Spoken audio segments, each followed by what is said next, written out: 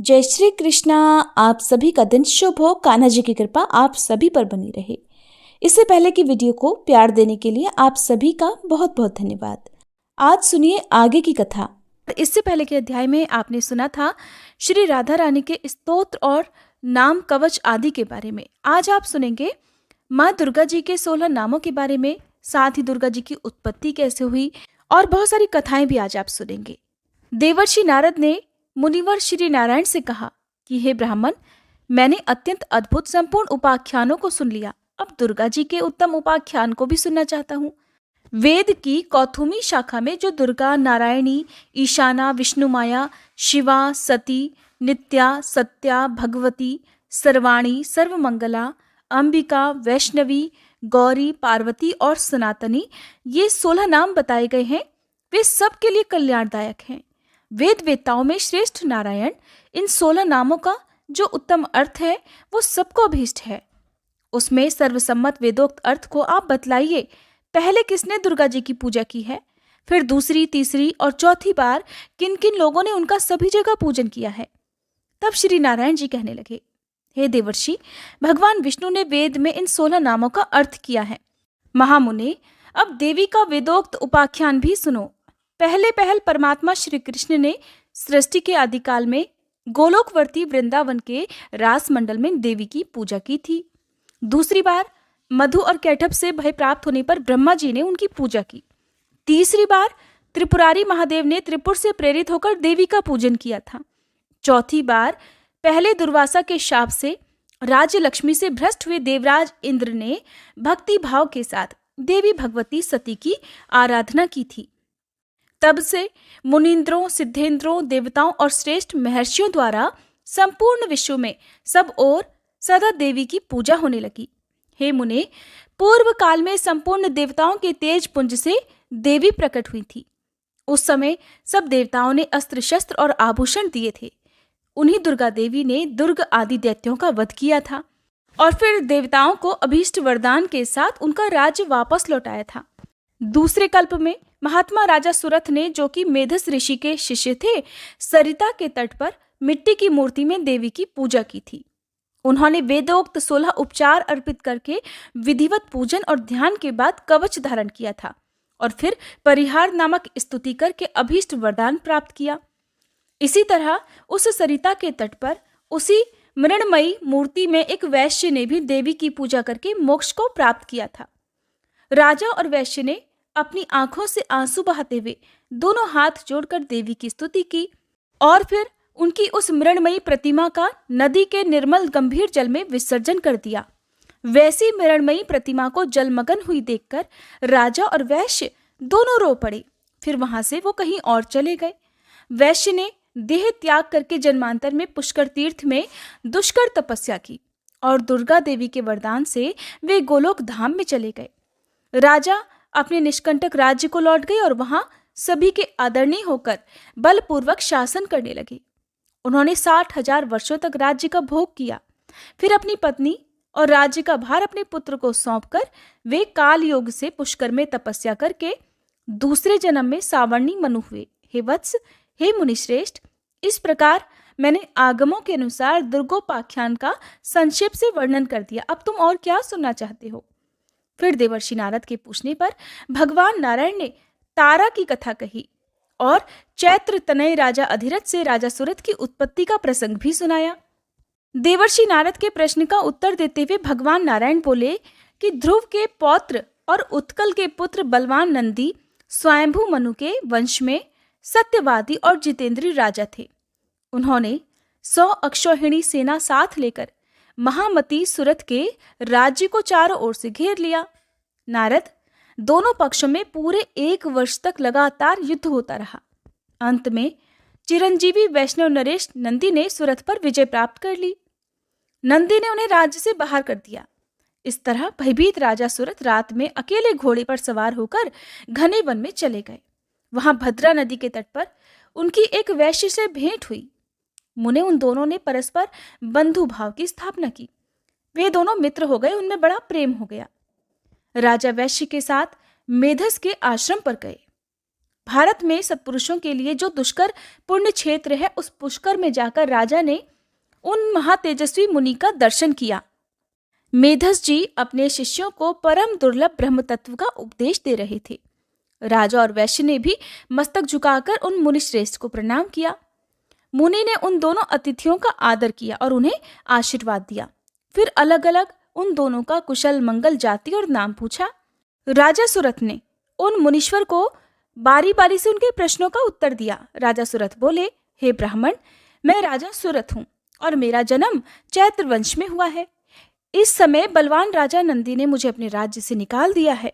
अब मैं कौन सा उपाय करूं? किस प्रकार पुनः अपने राज्य पर अपना अधिकार प्राप्त कर सकूं?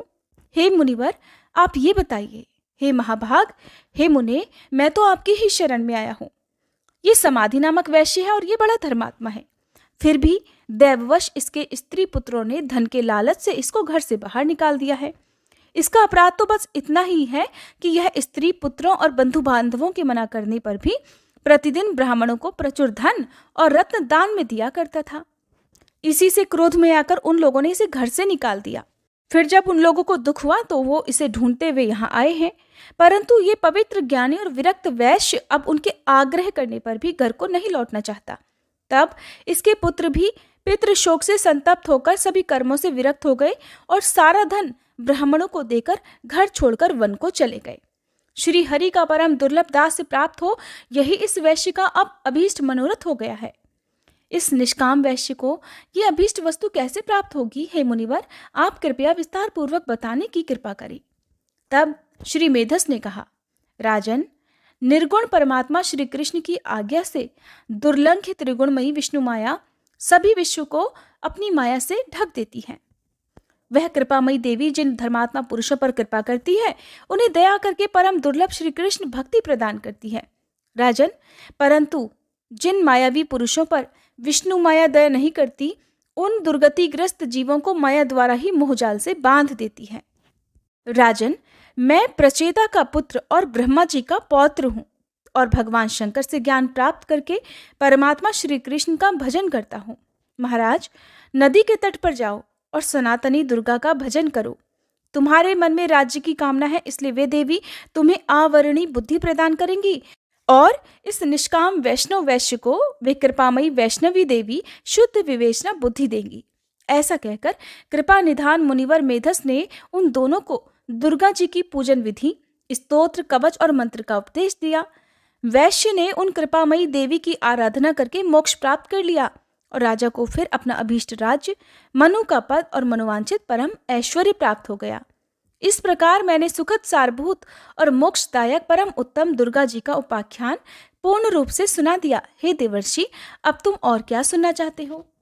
देवर्षि नारद ने पूछा, भगवान, जो सर्वोत्कृष्ट मूढ़ों के लिए ज्ञान की वृद्धि कराने वाला तथा अमृत का उत्तम सागर है, उसे तो मैंने सुन लिया। अब मैं गणेश खंड को, जो मनुष्यों के संपूर्ण मंगलों का भी मंगल स्वरूप और गणेश जी के जन्म वृतांत से भी परिपूर्ण है, उसे सुनना चाहता हूँ। जगदीश्वर, भला पार्वती जी के शुभ उदर से सुरश्रेष्ठ गणेश जी की उत्पत्ति कैसे हुई? किस प्रकार पार्वती देवी ने ऐसे पुत्र को प्राप्त किया? गणेश जी किस देवता के अंश से उत्पन्न हुए थे? उन्हें जन्म क्यों लेना पड़ा? वे अयोनिज थे, अर्थात खुद ही प्रकट हुए थे, या किसी योनि से उत्पन्न हुए थे? उनका ब्रह्म तेज कैसा था? उनमें कितना पराक्रम था? उनकी तपस्या कैसी थी? वे कितने ज्ञानी थे और उनका यश कितना निर्मल था? जगदीश्वर नारायण, शंभु और ब्रह्मा के रहते हुए संपूर्ण विश्व में सबसे पहले उनकी ही पूजा क्यों होती है? वे हाथी के मुख वाले एकदंत और विशाल तोंद वाले कैसे हो गए? महाभाग, पुराणों में उनके रहस्यमय जन्म वृतांत का वर्णन किया गया है। कृपया आप उस परम मनोहर और अत्यंत विस्तृत चरित्र को पूर्ण रूप से कहिए, क्योंकि उसे सुनने के लिए मुझे परम कौतूहल हो रहा है। तब श्री नारायण कहने लगे, नारद, मैं उस परम अद्भुत रहस्य का वर्णन करता हूँ, सुनो। वह पाप संताप का हरण करने वाला, संपूर्ण विघ्नों का नाश करने वाला, सभी तरह के मंगलों को देने वाला, सार रूप और सभी पापों का नाश करने वाला है। दैत्यों द्वारा पीड़ित हुए देवताओं की तेजो राशि से उत्पन्न हुई देवी ने दैत्य समुदाय का संहार कर डाला था। फिर वे दक्ष की कन्या होकर प्रकट हुई थी। उस समय उन देवी का नाम सती था। उन्होंने अपने स्वामी अर्थात शिव जी की निंदा होने के कारण योग धारणा द्वारा अपने शरीर का परित्याग कर दिया था और फिर शैलराज की परमप्रिय पत्नी मैना के पेट से जन्म लिया। पर्वतराज ने उन पार्वती जी का विवाह शंकर जी के साथ कर दिया। तब महादेव जी उन्हें अपने साथ लेकर निर्जन वन में चले गए। वहां बहुत लंबे समय तक शंकर जी पार्वती जी का विहार चलता रहा। जब देवताओं ने आकर विहार से विरत होने के लिए उनसे प्रार्थना की, तब भगवान शंकर विरत हो गए। उस समय महादेव जी का शुक्र भूमि पर गिर पड़ा, जिससे स्कंद कार्तिकेय उत्पन्न हुए। तब पार्वती जी ने शंकर जी से एक श्रेष्ठ पुत्र के लिए प्रार्थना की। तब महादेव जी ने कहा, हे पार्वती, मैं उपाय बताता हूँ, सुनो। उस उपाय से तुम्हारा परम कल्याण होगा, क्योंकि त्रिलोकी में उपाय करने से ही कार्य की सिद्धि होती है। मैं तुमसे जिस उपाय का वर्णन करूंगा वह संपूर्ण अभीष्ट सिद्धि का बीज रूप परम मंगलदायक और मन को हर्ष प्रदान करने वाला है। देवी, तुम श्रीहरि की आराधना करके व्रत आरंभ करो। 1 वर्ष तक तुम्हें इस व्रत का पालन करना होगा। इस व्रत का नाम पुण्यक है। यह महाकठोर बीज कल्पतरु के समान अभीष्ट सिद्ध करने वाला, उत्कृष्ट, सुखदायक, पुण्यदाता, सार रूप और समस्त संपत्तियों को देने वाला है।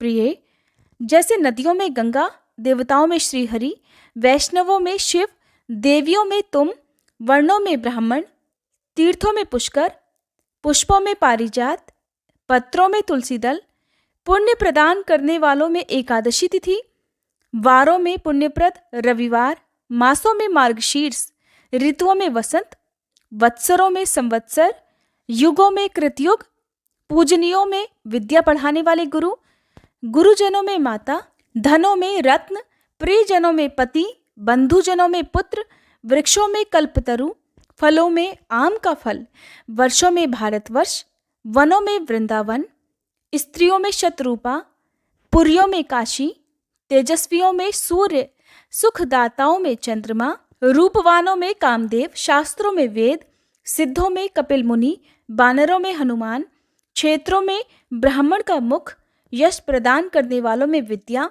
और मनोहारिणी कविता, व्यापक वस्तुओं में आकाश, शरीर के अंगों में नेत्र, विभवों में हरि कथा, सुखों में हरि का ध्यान, स्पर्शों में पुत्र का स्पर्श, हिंसकों में दुष्ट, पापों में झूठ बोलना, तपस्वियों में ब्रह्मा, भक्ष्य वस्तुओं में अमृत, अन्नों में धान, पवित्र करने वालों में जल, शुद्ध पदार्थों में अग्नि, तेजस वस्तुओं में स्वर्ण, मीठे पदार्थों में प्रिय भाषण, पक्षियों में गरुड़, हाथियों में देवराज इंद्र का वाहन ऐरावत, योगियों में कुमार अर्थात सनत कुमार आदि, देवर्षियों में नारद, गंधर्वों में चित्ररथ, बुद्धिमानों में बृहस्पति, श्रेष्ठ कवियों में शुक्राचार्य जी, काव्यों में पुराण, सोतों में समुद्र, क्षमाशीलों में पृथ्वी, लाभों में मुक्ति, संपत्तियों में हरि भक्ति, पवित्रों में वैष्णव, वर्णों में ओंकार, मंत्रों में विष्णु मंत्र, बीजों में प्रकृति, विद्वानों में वाणी, छंदों में गायत्री छंद, यक्षों में कुबेर, सर्पों में वासुकी नाग, पर्वतों में तुम्हारे पिता हिमवान, गौओं में सुरभि, वेदों में सामवेद, तृणों में कुश, सुखप्रदों में लक्ष्मी जी, शीघ्रगामियों में अर्थात सबसे तेज चलने वालों में मन, अक्षरों में अकार, हितैषियों में पिता, यंत्रों में शालिग्राम शिला, पशु अस्थियों में विष्णु पुंजर, चौपायों में सिंह, जीवधारियों में मनुष्य, इंद्रियों में मन, रोगों में मंदाग्नि, अदिति पुत्रों में इंद्र, दैत्यों में बलि, साधुओं में प्रहलाद, दानियों में दधीची, अस्त्रों में ब्रह्मास्त्र, चक्रों में सुदर्शन चक्र, मनुष्यों में राजा रामचंद्र और धनुर्धारियों में लक्ष्मण जी श्रेष्ठ हैं। और जैसे श्री कृष्ण सर्वाधार, समस्त जीवों द्वारा पूजनीय, सबके बीज स्वरूप, सब कुछ देने वाले और सभी वस्तुओं के सार रूप हैं, उसी प्रकार यह पुण्यक व्रत संपूर्ण व्रतों में श्रेष्ठ है। इसलिए हे महाभागे, तुम इस व्रत का अनुष्ठान करो। ये तीनों लोकों में अत्यंत दुर्लभ है। इस व्रत के पालन से ही तुम्हें संपूर्ण वस्तुओं का सार रूप पुत्र प्राप्त होगा। इस व्रत के द्वारा संपूर्ण प्राणियों के मनोरथ सिद्ध करने वाले श्री कृष्ण की आराधना की जाती है, जिनके सेवन से, जिनके दर्शन से मनुष्य अपने करोड़ों पितरों के साथ मुक्त हो जाता है। जो मनुष्य विष्णु मंत्र ग्रहण करके श्री हरि की सेवा करता है, वह भारतवर्ष में अपने जन्म धारण को सफल कर देता है। वह अपने पूर्वजों का उद्धार करके निश्चय ही बैकुंठ लोक में जाता है और श्री कृष्ण का पार्षद होकर सुखपूर्वक आनंद का उपभोग करता है। वह भक्त अपने भाई, बंधु बांधव, भृत्य, संगी, साथी और अपनी पत्नी का उद्धार करके श्री हरि के परम पद को प्राप्त हो जाता है। इसलिए हे गिरिजे, तुम भी इस परम दुर्लभ विष्णु मंत्र को ग्रहण करो और उस व्रत काल में इसी मंत्र का जप करो, क्योंकि यह पितरों की मुक्ति का कारण है। ऐसा कहकर भगवान शंकर गिरिजा जी के साथ तुरंत ही गंगा तट पर गए और उन्होंने प्रसन्नतापूर्वक कवच और स्तोत्र सहित मनोहर विष्णु मंत्र पार्वती जी को सुनाया। फिर उन्होंने पार्वती जी से पूजा की विधि और नियमों का भी वर्णन किया। हरे कृष्णा। इसके आगे का वृतांत आप सभी अगले अध्याय में सुनिएगा। अगर आपको आज की ये कथा भी अच्छी लगी हो तो वीडियो को लाइक करके शेयर जरूर कीजिएगा।